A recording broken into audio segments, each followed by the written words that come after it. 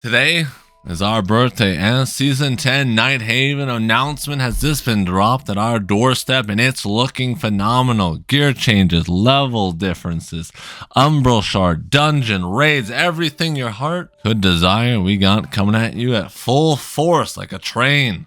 Let's dive straight into it and see exactly what's coming our way for Season 10. Starting off with, gonna be released October 13th. We do have a confirmation date, boys. So about 1 month out, and we'll be gaming until it's morning again, just like the good old days. New zone, NightHaven, an ancient land rich with history.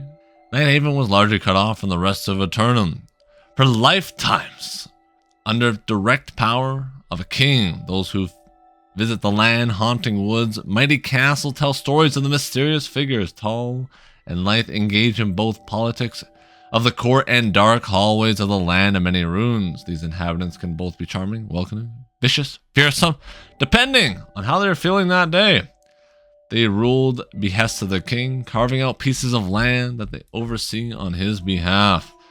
Sounds like a complete dominatrix type of kingdom. There are also stories of mysterious creatures that seem to exhibit the qualities of both man and beast. This is the vampire and werewolf story that we were getting, brothers.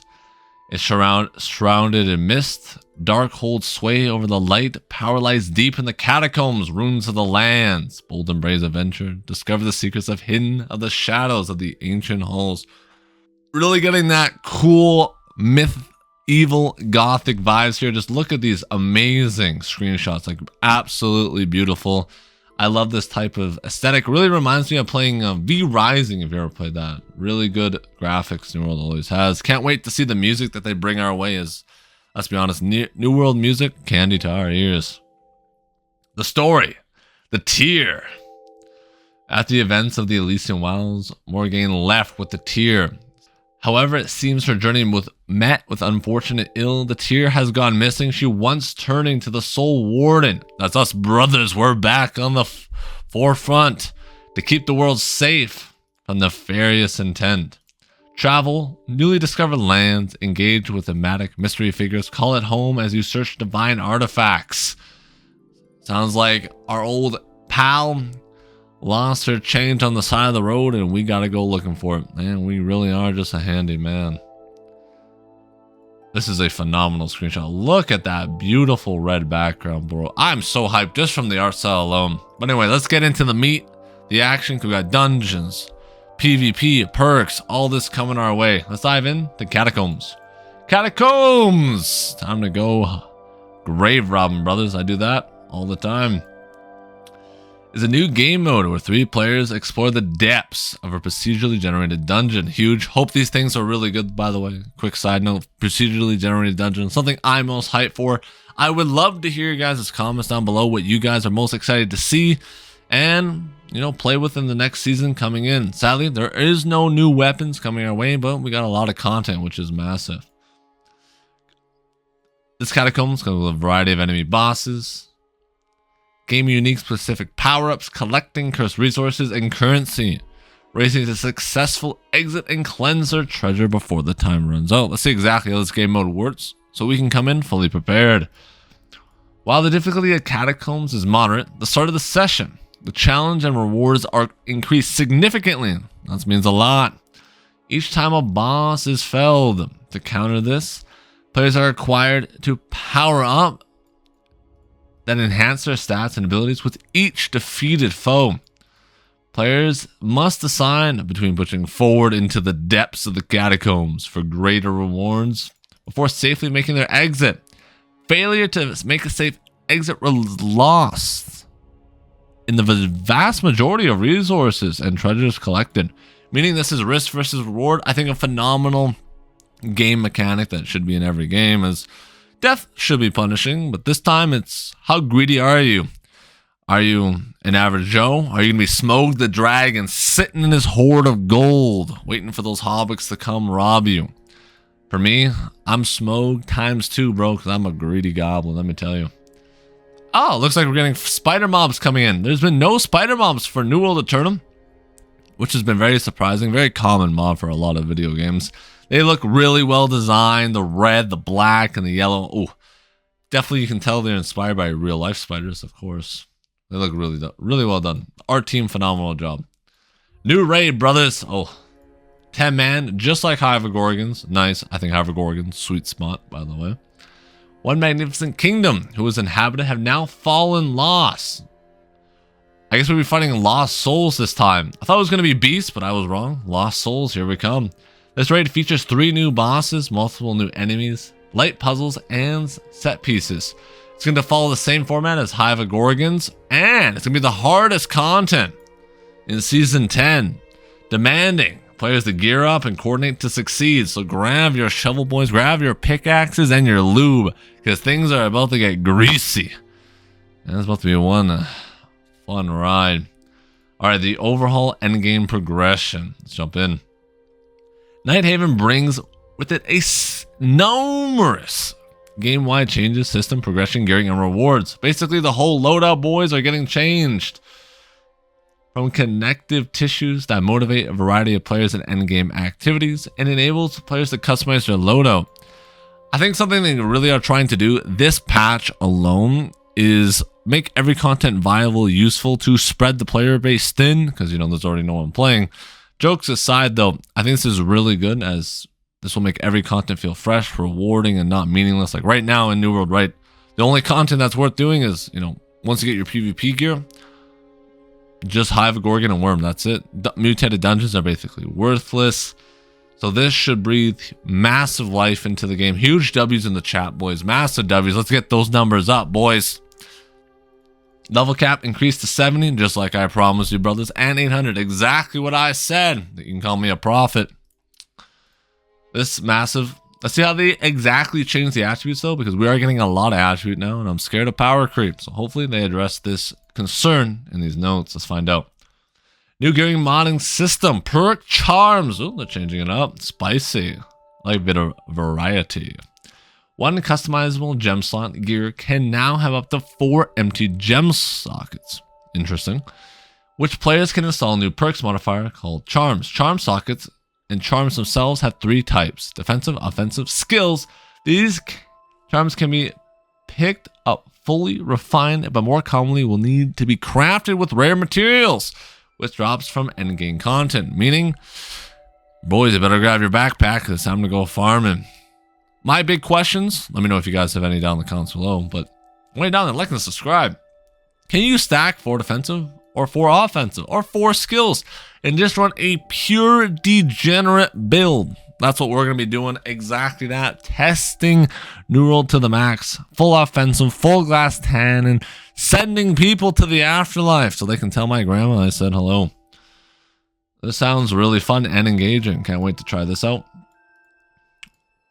Set bonuses. This is huge. Can completely change the meta and switch the way we play the game. We are introducing set bonuses in New World Aeternum for the first time. Thank God. These are ultra rare sets and can be earned from the pinnacle of endgame content like the Night Raid, Catacombs, and the PvP track. Well, we all know I'm a PvP gremlin, so it looks like we got to rise to the occasion, brothers. Time to stack those OPRs and dominate the battlefield. We want to encourage players to mix and match these sets to achieve their desirable build type. Set bonuses come in 2 types: bonus actives at 2 equipment pieces, and then can get better on 4 pieces, 2 out of 4, and some only activate on 3 pieces and then get better at 5 pieces. So meaning you got to commit, which is hard. I'm not a big commitment man, but this seems like I got to go all in. So it looks like we're going to get a variety of different sets, as these are a lot of numbers down here. Hopefully getting 10 to 20, making builds spicy, interesting, and just enjoyable across the board. With the new perks coming in, the set bonuses changing up the meta. Like I should change up my hairdo. Sounds like things are about to get real fun, as finally, for the first time, I feel like in New World Aeternum history since launch day, you can really theory craft until your heart contents. This is huge. Umbrals. To round out the long-term chase, we've ushered in a new generation of Umbral shards. This means that all the gear in the new system stays viable, upgradable with Umbral rather than the clunky system at the gypsum kiln. So my biggest question is, are chromatic seals gone, dusted, removed, or are they still worth grabbing? This is looking like a tragedy. I'm not sure. It sounds like they want to go pure Umbrals. So we'll know that for Season 10. Maybe stop buying chromatic seals and stuff like that, as sounds like Umbrals are going to be the way to go. Any gear with gear score at least 700 can be upgraded with Umbrals. These systems work significantly better than the Umbrals in the past. That's great, because that was kind of chunky. As now the currency has a wall cap of 1k weekly rate limit to earn. We're going to the Korean MMO style, making me log in weekly for my Umbrals. Dirty trick, but I'll still do it because I'm your bottom and you're my top. Let's keep going. Infects perks. There will still be unique gear pieces with powerful and rare perk called infexes. These will function similar to how the unique perks on artifacts works. So either A, they're removing artifacts, or B, they're keeping artifacts the exact same way and they're just changing the name and maybe fixing how they work. That's how it feels like to me. This is a shot in the dark, boys, so hopefully I hit a bullseye and not someone's head by accident.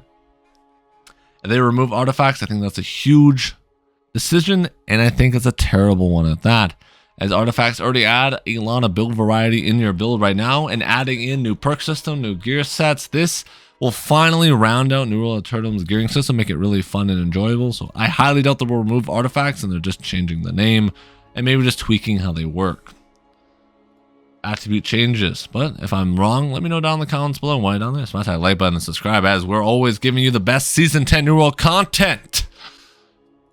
There are no longer any perks which increase attributes. We felt these perks didn't really result in meaningful choices between two good alternatives, so we've decided to reclaim that slot for more interesting perks. All the attribute points that used to come from these perks have now been instead added into the native attribute point pool granted by normally leveling. This has to mean when they're removing attribute on armor, right? Because there's no perks that give attributes. I think the wording is a bit weird, but I think that's exactly what they're saying, meaning you no longer have to worry if it's con, int, strength on your gear. Huge. I love this change, actually, if they are doing it like this, because I feel like that's one of the worst parts about playing New World. You get a best in slot piece, but it's wrong attribute, and then it goes straight into the toilet, flush it down like that goldfish that you had when you were 6 years old. Hopefully that's not the case, and they are actually doing that change where all attributes go into levels. I would love that. So also make it easier to manage. Very true. Gear set storage will also have attribute loadouts. Massive.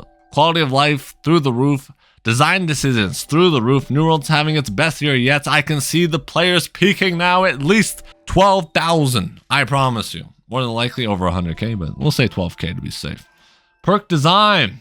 Listen up, boys. This one's important. But look at that screenshot. Mwah. We've done a complete sweep through all our collection of perks and made some structural changes. Our goal is to make perk selection conditional, thoughtful, and eliminate must-have perks that simply raise the critical combat number like damage, stamina, and cooldown reduction without some kind of meaningful drawback. Meaning they're done with flat damage reduction here, boys. Or just flat utility. I think they want to spice things up, make you actually use your remaining 2 brain cells to make your decision on what perks you want on your gear. Of course, it's an MMO, and there will be a meta no matter what, but hopefully this time around, there's more than 4 or 5 meta perks for PvP and PvE, so we can have some build variety, some spice in our life. I love it in the bedroom, and I love it in my games. All right, let's keep going, boys. Let me know what you think about that. Are you guys hyped for the new perk changes? Or what are you most hyped for in World Aeternum? New OPR map, that is something I'm excited for. Think about this, boys. 1 map for 4 years, finally, or 3 years. Finally, we're getting new maps. Ugh, it's like they've woken up from their 10-decade nap. The tower, rise above the mist, a gothic fortress, fusing ancient magic, engineering brilliance on top of mountain peak, battle across 3 vertical layers of dark grandeur. From the commanding castle heights to the corrupted depths below. Jump pads and strategic paths create constant warfare, while 3 capture points drive the action. Underground passage, hides, valuable mines, fearsome arenas. It sounds like really fun. They're going to split the map into 3 sections. This one, in my opinion, sounds like the best design OPR map overall, as right now you have the first and second one are all just those big Zerg balls. Hopefully this finally makes the fights more small and versatile than the couple four people on each team running around like headless chickens, and then there are other 15 players all piling in the middle of the map and duking it out. Hopefully this changes the meta and we get some more diversity on where people are on the map. Keep on the lookout. Season 10 OPR map is 23rd to the 30th of September, boys. Lock it in. I'll sadly be away that weekend, but hopefully you guys enjoy it. Don't miss the developer week going in depth on Season 10 coming in early October. I will 100% be there no matter what though, boys. So let me know what you guys think. Season 10, hit, flop, massive, or what? Love to hear your guys' thought. What are you guys most excited for? Sadly, no new weapon, but I hope it's coming in later, Season 10 or maybe Season 11. And while you're at it, smash that like button, subscribe, and comment exactly what builds you're going to be running in Season 10, switching up your weapons if they're no longer good, or are you a diehard gamer? Thank you guys so much for my channel members, support on Twitch as well. You guys really do give me that motivation, like Virgil himself. If you guys are interested in doing that, there'll be a link down in the description below to join the Gremlin Horde. Come Season 10, brothers, we rise to the occasion, dominating the raids, the OPRs, and I will be coming at you with the best meta builds possible. And if you're a channel member or Twitch sub, you can make me do whatever you want. Focus on a certain build so we can maximize exactly what you want. Come Season 10, let's join the Horde, brothers.